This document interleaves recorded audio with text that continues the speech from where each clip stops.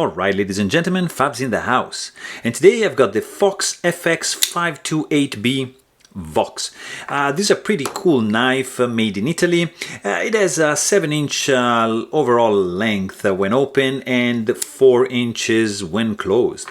It has a very nice LMAX steel blade. It's a liner lock with pretty cool 3D machined carbon fiber scales, nice drop point, pretty much all belly up to here, and the blade is 3-inch long.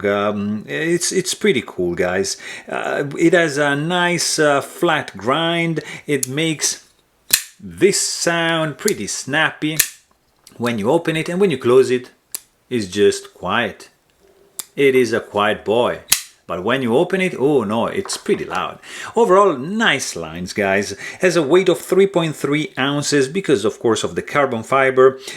Pretty cool fit and finish. Nice titanium backspacer with some jimping going on here and geared backspacer right over here. Nice lanyard hole. Of course, like super cool bead going on, and the grip is very nice. Just a tiny bit of hot spot coming up from the pocket clip right over here, but overall, guys, this is a nicely smooth running on washer knife.